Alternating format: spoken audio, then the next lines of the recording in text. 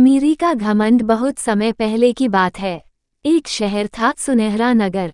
इस शहर में हर तरफ बड़ी बड़ी हवेलियां, चमकती सड़कें और रेशमी कपड़ों में घूमते लोग दिखाई देते थे।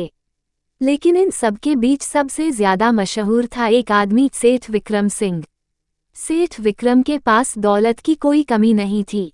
सोना, चांदी, जमीन, दुकानें, फैक्ट्रियां, सब कुछ था। लोग कहते थे, अगर सेठ चाहे तो पूरे शहर को खरीद सकता है।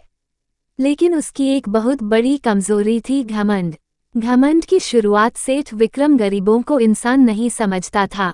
अगर कोई मजदूर सामने आ जाता तो वह नाक सिकोड़ लेता। अगर कोई मदद मांगता तो हंसकर कहता, मेहनत करना सीखो, भीख मत मांगो। उसके दरवाजे पर रोज गरीब लोग आते, लेकिन कोई खाली हाथ लौटता, कोई अपमान लेकर। सेठ का एक बेटा था, अर्जुन। अर्जुन दिल से अच्छा था, लेकिन पिता के डर से कुछ बोल नहीं पाता था। वह अक्सर सोचता, पापा के पास इतना सब है, फिर भी दिल इतना खाली क्यों है। एक दिन का घमंड। एक दिन शहर में भयानक बारिश हुई।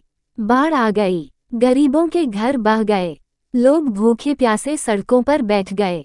सब सेठ विक्रम के पास पहुंचे। सेठ जी, थोड़ी मदद कर दीजिए। सेठ ने खिड़की से देखा और बोला, मेरी दौलत मुफ्त बांटने के लिए नहीं है, जाओ यहाँ से। अर्जुन ने पहली बार हिम्मत की, पापा, अगर हम मदद नहीं करेंगे तो हमारी दौलत किस काम की। सेठ गुस्से में चिल्लाया, चुप रहो। अमीरी का मतलब ताकत होता है, दया नहीं। घमंड का फल। कुछ महीनों बाद सेठ की फैक्ट्री में आग लग गई। फिर व्यापार में घाटा हुआ। जिन लोगों को उसने कभी अपमानित किया था, वही लोग अब दूर खड़े तमाशा देख रहे थे। सेठ मदद मांगने गया, लेकिन लोग बोले, जिसे आपने कभी इंसान नहीं समझा, आज उसी से उम्मीद।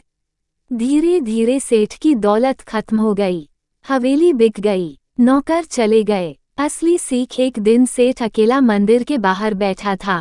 वही गरीब लोग, जिन्हें वह कभी धक्का देता था, आज उसे पानी और रोटी देने आए। सेठ की आंखों से आंसू बहने लगे। उसने कहा, मैं अमीर था, लेकिन इंसान नहीं था। अर्जुन ने उसका हाथ पकड़ा और बोला, पापा, अमीरी पैसा नहीं, दिल से होती है। नई शुरुआत। सेठ विक्रम ने अपनी गलती मानी। उसने मेहनत से फिर काम शुरू किया, लेकिन इस बार घमंड नहीं था। वह गरीबों की मदद करने लगा, सबको बराबरी से देखने लगा। लोग फिर से उसका सम्मान करने लगे, दौलत के कारण नहीं, इंसानियत के कारण। विक्रम सिंह की जिंदगी अब पहले जैसी नहीं रही थी। जिस आदमी के दरवाजे पर कभी सैकड़ों लोग खड़े रहते थे, आज वही आदमी सुबह उठकर यह सोचता था, आज रोटी कहाँ से आएगी। बदली हुई दुनिया। सेठ अब शहर के किनारे एक छोटी सी झोपड़ी में रहने लगा था। वही हाथ, जिनमें कभी सोने की अंगूठियां चमकती थीं, आज मेहनत से फटे हुए थे। हर सुबह वह मजदूरी करने निकलता। लोग उसे पहचानते और फुसफुसाते, देखो, वही सेठ है, घमंडी सेठ। यह बातें उसके दिल में चुभती थीं, लेकिन अब वह चुप रहता, क्योंकि घमंड टूट चुका था। अर्जुन की परीक्षा। अर्जुन भी पिता के साथ काम करता था। एक दिन उसे एक बड़े व्यापारी ने पहचान लिया। व्यापारी बोला, अगर तुम अपने पिता से रिश्ता तोड़ लो, तो मैं तुम्हें नौकरी दे सकता हूँ। अर्जुन ने बिना सोचे कहा, मेरे पिता ने गलती की है, लेकिन उन्हें छोड़ना भी एक गलती होगी। सेठ ने पहली बार महसूस किया कि असली दौलत उसका बेटा है। पुराने पापों की याद। एक दिन सेठ को वही बूढ़ा आदमी मिला, जिसे उसने सालों पहले दरवाजे से धक्का देकर निकाला था। सेठ के हाथ कांपने लगे।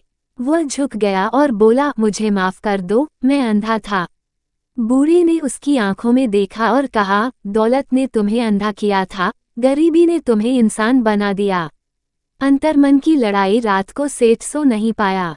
उसके कानों में उसकी पुरानी बातें गूंज रही थीं, गरीबों की कोई कीमत नहीं। उसने खुद से कहा, अगर भगवान मुझे फिर मौका दे, तो मैं घमंड नहीं करूंगा।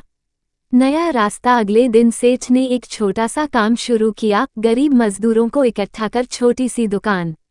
मुनाफा कम था, लेकिन सम्मान बहुत था। सेठ अब सबके साथ बैठकर खाना खाता, सबका हाल पूछता। धीमी वापसी। धीरे धीरे लोग फिर से उस पर भरोसा करने लगे। किसी ने कहा, सेठ बदल गया है, कोई बोला घमंड गया, इंसान बच गया।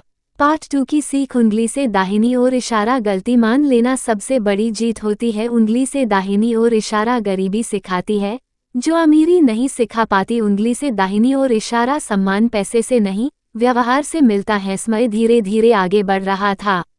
सेठ विक्रम सिंह अब वही इंसान नहीं रहा था जिसे कभी पूरा शहर डर और